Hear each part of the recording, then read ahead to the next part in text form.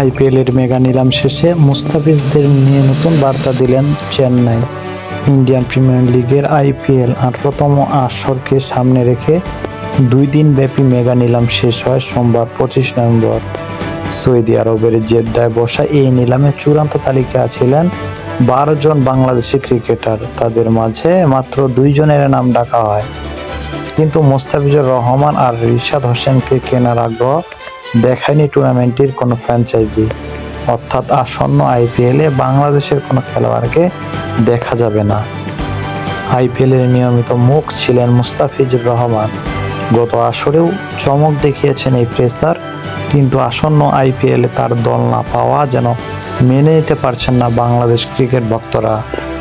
আসন্ন আসরে চেন্নাইয়ের হয়ে 9 ম্যাচে 14 উইকেট শিকার করেন মুস্তাফিজ।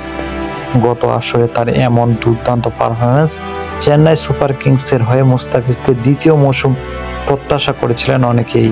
শেষ পর্যন্ত হতাশই করেছে তারা। আইপিএলের এবারের মেগা নিলামে সবগুলো ফ্র্যাঞ্চাইজি মিলে খরচ করেছে 639.15 কোটি রুপি, যেখানে তারা কিনেছে 162 জন খেলোয়াড়কে। এর মধ্যে 62 জন বিদেশি এবং 120 জন ভারতীয় ক্রিকেটার।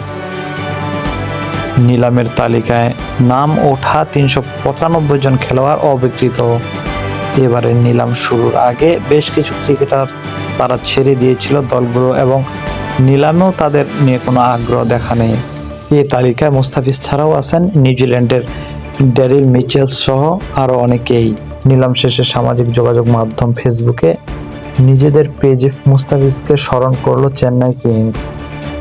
সেই সঙ্গে একটি বার্তাও দিয়েছেন, সাহস নিয়ে আমাদের হয়ে লড়ার জন্য ধন্যবাদ। তোমাদের প্রাণ শক্তি চিরদিনই আমাদের গর্বের অংশ হয়ে থাকবে। তোমাদের ভবিষ্যৎ লড়াইয়ের জন্য শুভকামনা সব সময়ের জন্য। আইপিএল কাটার মাস্টার মুস্তাফিজের যাত্রাটা যেন এক রোলার কোস্টার। সানরাইজার্স হায়দ্রাবাদ থেকে শুরু করে এরপর মুম্বাই হয়ে গেছেন রাজস্থান, সেখান থেকে দিল্লির দরবার ঘুরে সর্বশেষ আসরে চেন্নাইয়ের ভিড়ে ছিলেন এই পেসার।